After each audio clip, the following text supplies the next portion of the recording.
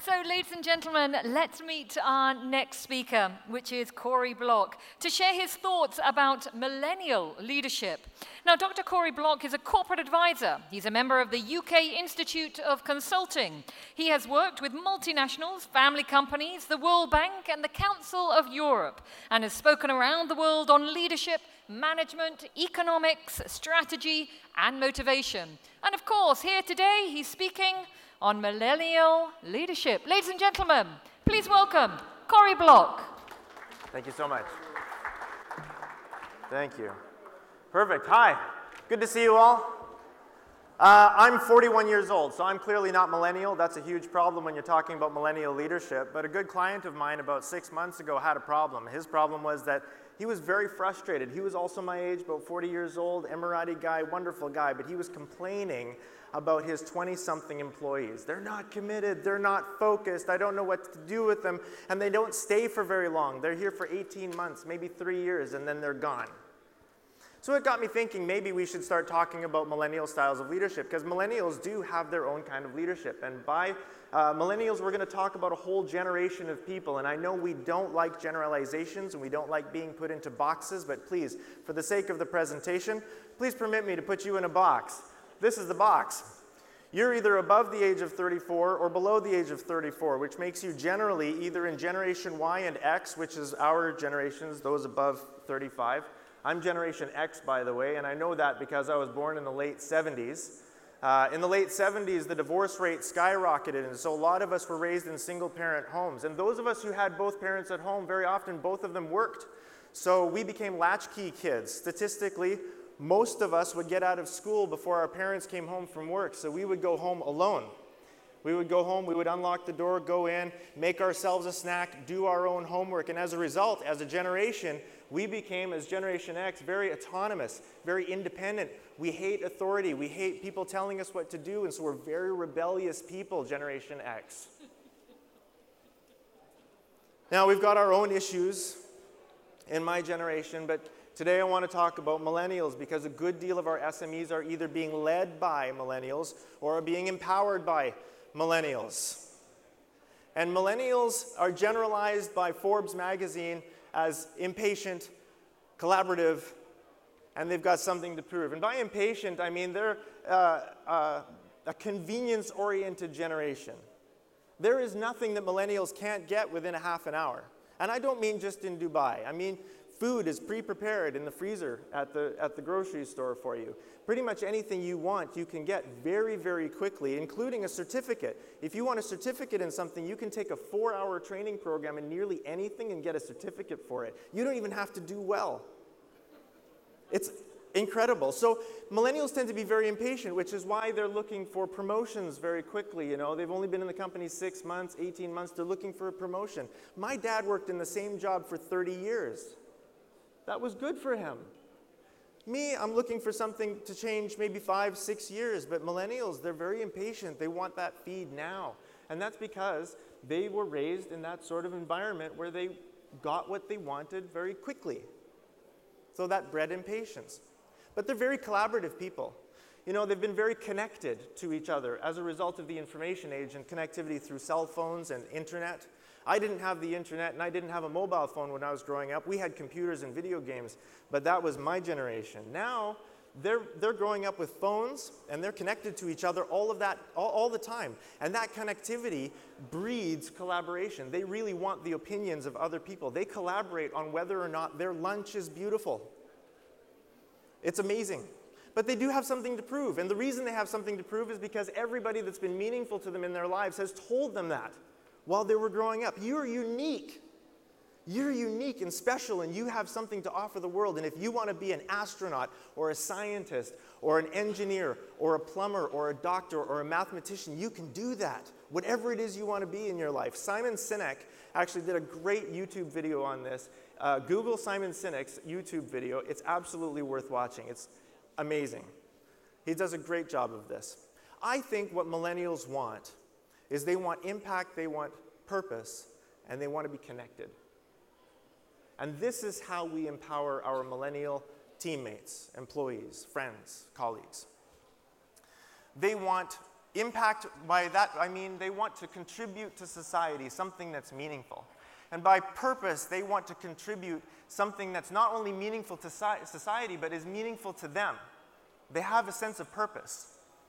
And by connectedness, I mean they want to be in close relationship with people that are meaningful to them. And connectedness is a bit of a challenge for millennials. And the reason that it's a bit of a challenge is because of the way that they communicate with each other.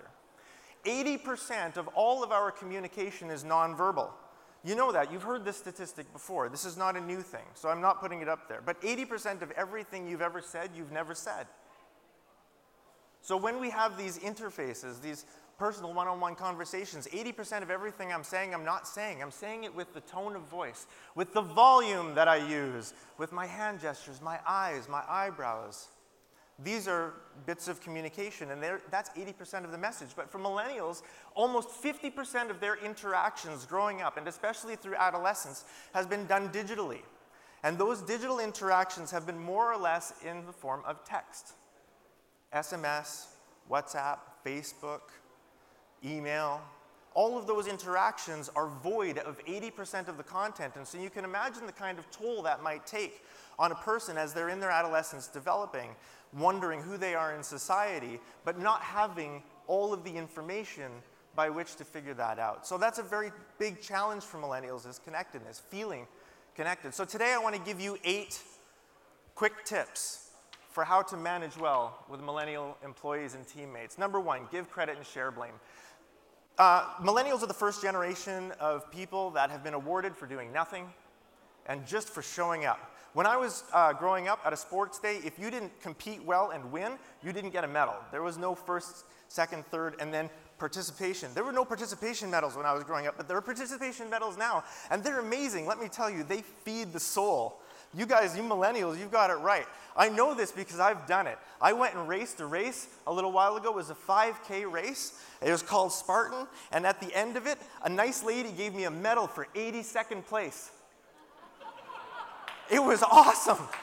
I was like, yeah, I got a medal. And it felt so good, I did it again. And then I did it another time. And did you know that these particular medals, they have this little thing, and if you connect them all together, you can make like a big super medal for having just finished the race. So you can get 4 medals for competing in only 3 races and never placing anywhere in the top 3. That is amazing. That's an incredible idea, but that's novel to me. That's normal for millennials. They're used to that. They grow up with that. They get those participation medals. They've been given that. And so when they get out into the real world and they find out you don't get a participation medal for showing up to work, that's disappointing. What? What do you mean? Where's my award? Well, your award is your paycheck. No, that's not it. I need a certificate. So there's that disappointment. So what I do to overcome that, first of all, is share the blame and give away credit as much as you can, especially in public. Because millennials, when they're dealing with each other in public, they spread the wealth. They spread the blame and they spread the credit for things. They're very collaborative that way, so do that. And if you want to give meaningful one-on-one feedback to a millennial, don't do it in public, because that's not meaningful, because everybody gets certificates, everybody gets medals. Do it in private. Do it one-on-one with 100% of that communication and no one else watching. Where there are no images on Instagram and no place to click like. That is meaningful communication for a millennial. Second tip, develop your EQ. Emotional intelligence is kind of passé. It's about 15 years now that it's been sort of mainstream. In case you didn't know, emotional intelligence is a science. It is both a skill and a talent. It is the ability to be aware of and influence your own emotional state at a time, any given time. And it is also the ability to be aware of and influence the emotional state of the people in the room with you. That's emotional intelligence. And let me tell you, millennials are very, very gifted at the first one and not so gifted at the second one. Because they've developed a good deal of their relationships online, they've had this digital barrier between themselves and the person that they're talking to. So when somebody says something mean about them on the internet, they can back off and they can think about it. and they can determine how they feel, and they can choose a reaction to that. So as a result, I find that the majority of millennials are quite self-aware how they feel, maybe more self-aware than we are. But when it comes to social interactions or social situations, I find that millennials sometimes don't get what's going on in the room or don't have a command of what's going on in the room because of that same digital barrier. They've been distanced from the people that they've been talking to, so they're able to send out an emoji. And emojis are fake. That's fake communication. You're not really actually smiling when you write that emoji. Be honest. You don't really laugh out loud. I know I don't. I've been writing it for years, LOL. It's a lie. I don't do it. I don't laugh out loud. So they've got this whole understanding that a good deal of communication is fake. And so what happens is, in a large room, they have a little bit harder time understanding who they are in that room and getting connected with how things are going in the room. And so one thing that we can do, both as older folks like myself and as millennials, is work on our emotional intelligence. And this is a skill. You can learn this. Emotional intelligence is the gateway to spiritual intelligence. And SQ is the new EQ, let me tell you. This is the new frontier in management studies, and I have been researching this for a couple of years. It's a 30-year project. Spirituality in management is an amazing topic. And did you know that the majority of people around the world are becoming more spiritual over time and not less? I didn't know that. I didn't expect that when I found it out. The research shows that over time, atheists, though atheism is growing in number, they're losing market share. People are actually becoming more spiritual. And what that means is their more spirituality is going to influence their job performance more. We have to acknowledge this. It is not a dualism for most millennials. They bring their spirituality to work with them. Their values, who they believe they are as a spiritual person, is important. And if you can tap into their sense of vision and their sense of personal purpose, absolutely, absolutely, that is the best way to connect them to their work. They want to feel that their work is meaningful to the people around them, and it fulfills their sense of purpose for who they are and why they're on the planet. They're special, and their work adds to their specialness. Number 4, collaboration. I've got a picture of a big man desk up here. Any of you have a big man desk? I had a big man desk a couple of years ago. I took a position in a consulting firm, and they gave me this beautiful office with a big window on one side and a big man desk. Secretary came in and said, "How do you like it? Everything fine?" I said, "No, it's not fine. I want you to burn this desk." She said, "What do you mean?" I said, "Just take it out, burn it, throw it in the warehouse, whatever, garbage this, ditch it. I don't need the big man desk." She said, "Why?" I said, "Because I don't work that way. All of my staff are millennials. They're collaborative. A big man desk is an authoritarian artifact. It creates a wall between you and the person that you're working with. And for millennials, when they come in and they approach that wall, that's very much like the digital wall that they're used to communicating through. So they're going to assume that a good deal of the exchange is going to be fake. They do this subconsciously. So removing the big man desk and putting in something a little bit more collaborative. So in my office, what I did was I told the secretary, "Please just bring me a 1.5 meter wide white glass table with 6 chairs, all the same." And she said, "Well, what about the walls? Do you want art?" I said, "No, just whiteboard. Whiteboard here, whiteboard there, the big window, and a big table with chairs around it." And what happened was, very naturally, I would sit down at the big white table, my staff would come in and sit down with me, and we would just start working. And they were collaborating with me, and I was with them on the projects that we were working with, and when I would leave my office, they would stay there, and they would work on projects together. And I would come in, and they would leave, and then they would come in, and the door was open, and the table was open, and all of the chairs looked the same. And what that did is it reduced the distance between myself and my teammates, and we got a lot more work done that way. Because I got rid of the big man desk, which is a symbol of my generation, and I moved to a collaborative table, which is a symbol of theirs. And I encourage you to do the same. Number 5, diversify your input. I can't tell you how many people make big man decisions. With millennial leaders, the authoritarian decision-making style is considered a weakness. When I was growing up, we had an encyclopedia in our house, and all of the information you ever needed to know about anything ever in the whole world was contained in that set of books. And if you needed a little bit more information than that, there was a library down the street. And the library contained all of the information that anyone ever needed to know about anything, because we didn't have the internet.